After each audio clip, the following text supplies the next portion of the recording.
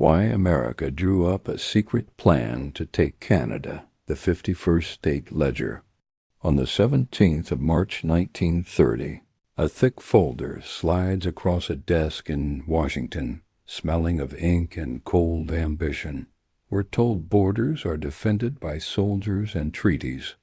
But that's the bedtime story. The real truth is uglier. Nations don't fall to bullets. They fall to balance sheets, insolvency, and the quiet arithmetic of the ledger. Most people think an invasion plan starts with hate or ideology. That's the myth we keep because it feels human. This plan began with fear of bankruptcy, fear of supply collapse, fear of a rival choking the cash flow. War is just a loud sound a spreadsheet makes when it snaps. Picture the line itself, stretching through forests, lakes, prairies, and rock. It looks peaceful from above, like a pencil mark on a map. But peace is not a feeling. Peace is a funded condition, paid for in credit and enforced by logistics. America in the late 1920s wasn't just confident. It was solvent, industrial, and hungry. Steel poured from mills like lava, and factories sounded like thunder that never slept. The streets carried parades of progress, and the banks carried vaults of belief. Canada, up north, looked calm in the photographs. Snow, wheat, timber, ports, railways, and a crown on the letterhead. But in a world of empires, a crown is also a liability, a signature under someone else's debt, and debt creates gravity. Here's the illusion: two friendly neighbors sharing the longest undefended border. Here's the rot under it: trade routes, ports, resources, and a currency system that can be strangled without firing a shot.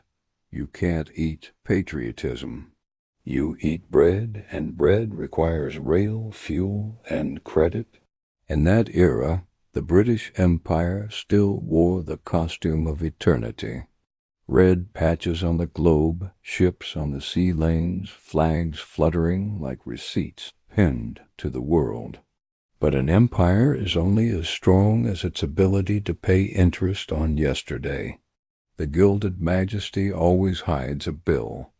America watched Britain the way a banker watches a debtor, not with romance, with calculation, because Britain's strength was also leverage.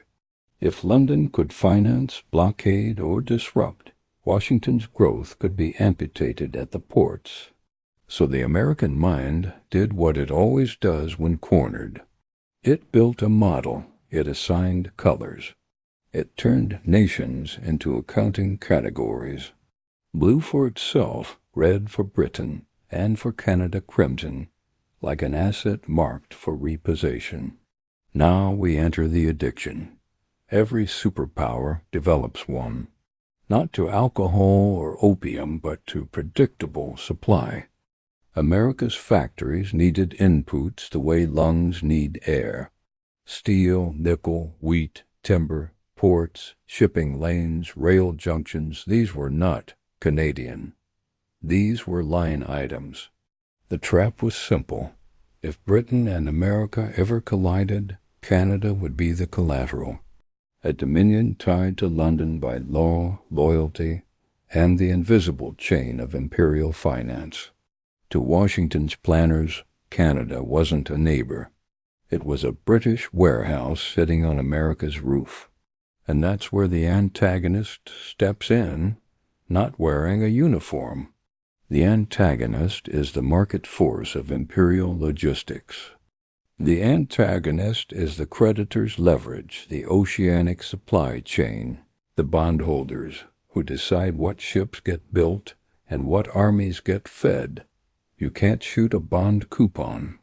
In 1930, the plan wasn't written like a poem. It was written like an invoice.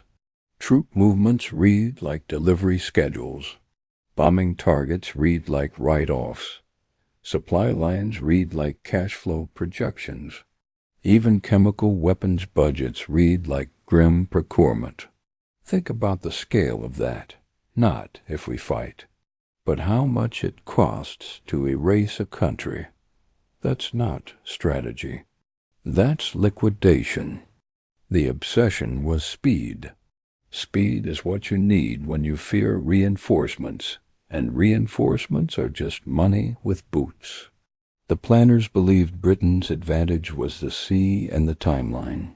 So the answer was a fast foreclosure. Seize the key assets before the creditor can intervene.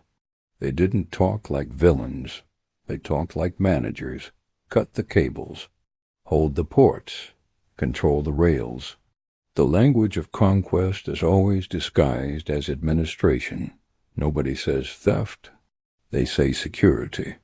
Halifax sits in this story like a lock on a vault. A port that doesn't freeze is a cash register that never closes. Whoever controls it controls arrival, departure, and the price of rescue. So the plan aimed there early, like a thief heading straight for the safe. Montreal was treated like a valve in the system. You choke it, and the body panics. Rails, river traffic, finance, distribution control that hub. And you don't just win battles. You control invoices, fuel allocation, and food movement. Then came the Great Lakes Industrial Belt, the humming core where electricity is fate. Power plants, factories, rail yards, these were the organs. If you want to dominate without occupying every inch, you shut down the organs. Darkness is a weapon that doesn't need a speech. The prairies weren't romantic farmland in the plan. They were calories. Wheat is not poetry when you're planning war.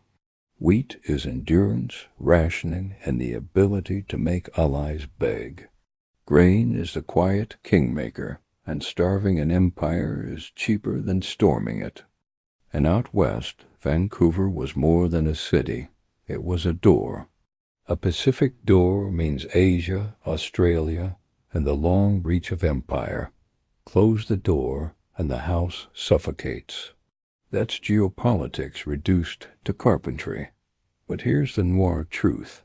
The plan wasn't only about victory. It was about permanent acquisition.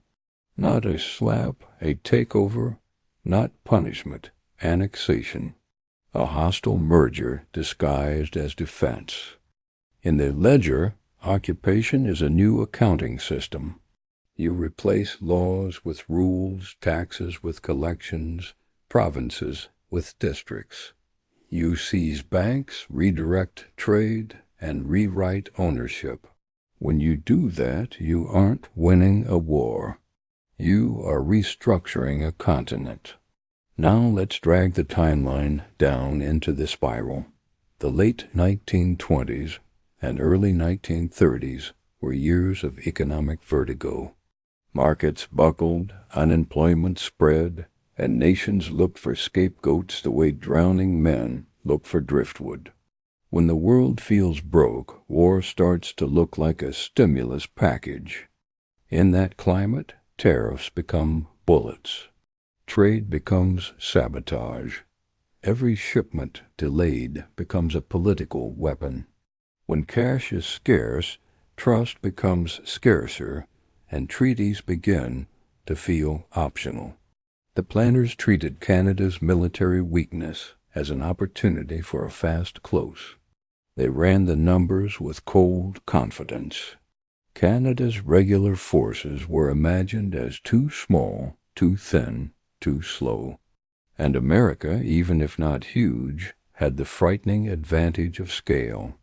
Scale is everything. Scale as reserves, production, rail capacity, and the ability to borrow. In a crisis, size creates creditworthiness, and creditworthiness creates survival. That's why superpowers don't just win with force. They win with financing. The rule of three hits like a hammer. The cash was tight. The credit was political. The timeline was unforgiving. That is how wars start, not with a drumbeat, but with a deadline. Then comes the smoking gun moment, the document itself. A plan stamped, approved, circulated, filed. That stamp is not ink. It's intent made official. It turns paranoia into policy and turns imagination into procurement. When a state writes a plan in detail, it's already halfway committed. Because planning creates infrastructure. Infrastructure creates momentum. And momentum is hard to cancel when budgets have been allocated and careers have been tied to it.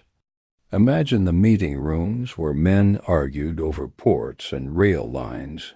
It wouldn't sound like hatred.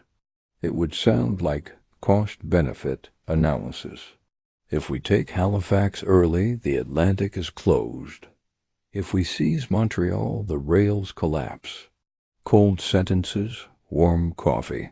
This is where you should feel sick. Because it's not madness. It's rationality without morality. It is the kind of thinking that built modern economies and modern wars. Now let's talk about the other side of the border, because fear also keeps ledgers. Canada wasn't blind in this thriller. It was simply outgunned in every column.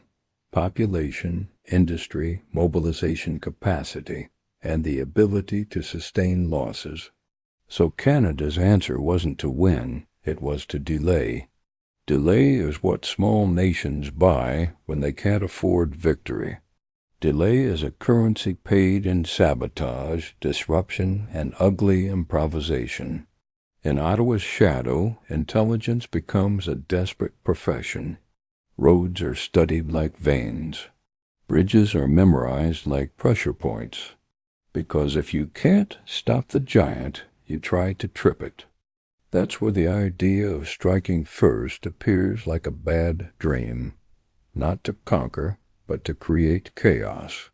Burn supplies, smash rail links, slow mobilization, force the enemy to spend money fixing problems instead of buying momentum. Chaos is a budget item too. Every blown bridge is a repair contract. Every disrupted depot is a rerouted shipment. And rerouting costs time, fuel, and morale. In a crisis, time is money, and money is survival. So two plans stare at each other across a peaceful border. One is a foreclosure. The other is a desperate vandalism of the foreclosure process. Both are written in the same language, logistics, timing, and the brutal assumption that sovereignty is negotiable. Now step deeper into the nightmare scenario, because alternate timelines teach the real lesson. Imagine June 1935 arriving with a trade dispute that turns into a trigger. A shot somewhere on water, a headline somewhere in ink, and suddenly the ledger demands payment. The order doesn't sound like rage. It sounds like procedure. A folder opened, a code word spoken. Men with maps moving tokens like accountants moving decimals, and then dawn turns loud. Niagara becomes a wound. Artillery, smoke, and the sudden collapse of power like a city's heart stopping. Across the bridges, troops flow like a forced transaction. The border becomes a checkout line. Toronto's factories become targets because factories are future. You don't bomb buildings, you bomb payroll. You bomb output. You bomb the ability to recover. Strategic bombing is economic surgery performed with fire. Out west, the fleet on the horizon is a floating reminder of credit on demand. Naval power is not romance, it is enforcement. It is the ability to make a coastline bankrupt by closing its ports. On the prairies, tanks roll through flat land because geography is a discount coupon for invasion. No mountains means fewer delays, fewer costs, and faster consolidation. The landscape itself becomes an accomplice. And in the panic, civilians pay the bill first. Refugees become unpaid debts moving on foot. Hunger becomes a silent tax. Cold becomes a creditor that never negotiates. The social fabric tears like paper. This is where the climax arrives, the default. The moment a government realizes it can't fund resistance. The moment payroll fails. The moment ammunition is counted like coins. The moment allies hesitate because alliances also have price tags. Sovereignty is solvency. Say it again, because it's the whole story. Sovereignty is solvency. When your treasury is empty, your flag becomes decorative cloth. In this noir world, victory is whoever can keep buying time, whoever can keep the trains running, whoever can keep fuel moving, whoever can keep credit open when fear closes everything else. And if the invasion succeeded, the occupation would be the final insult. Not just physical control, but financial rewiring. Banks seized, accounts frozen, resources redirected, laws rewritten to make extraction look legal. You can call it annexation. You can call it protection. The ledger calls it acquisition. It is a hostile takeover with uniforms. Now for the generational aftermath, because even failed plans leave scars. When a nation learns it can be liquidated, it changes how it thinks forever. It starts hoarding legitimacy, treaties, and international law like a poor man hoards coins. It also changes identity. People stop defining themselves by what they are. They define themselves by what they are not. That's how cultural anxiety is born. From proximity to a power that could, if it chose, turn friendship into a merger. And the giant, for its part, learns something too. It learns that planning is power. It learns that even peace is a strategic choice. It learns that the border is undefended because the stronger side allows it. In later years, the world finds new enemies, new crises, new justifications. Plans get shelved, renamed, replaced, recycled. But the logic doesn't die. It just changes its suit and updates its numbers. Because geography doesn't move. Ports stay ports. Mines stay mines. Rail junctions stay junctions. The resources remain where they are, tempting every accountant who ever mistook possession for security. So what is this story really about? Not patriotism, not brotherhood, not even betrayal. It's about how nations behave when they believe the ledger is at risk. It's about how easily friendship becomes collateral when markets tighten. Let that sink in. A continent can look peaceful and still be priced for conquest. An undefended border can still have a file attached to it. And a plan can exist for decades without ever being used. That's why you watch documentaries like this. Not to panic, but to see the machinery behind the curtain.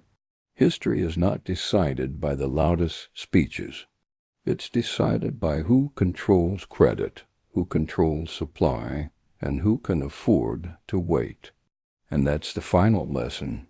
When you hear leaders talk about security, ask what asset they're protecting. When you hear talk of alliances, ask who is underwriting the risk. When you hear talk of destiny, check the balance sheet. If you want more stories where empires rise and fall on invoices, not ideals, subscribe to the channel. Stay ahead of the curve because most people only notice history after the bill comes due.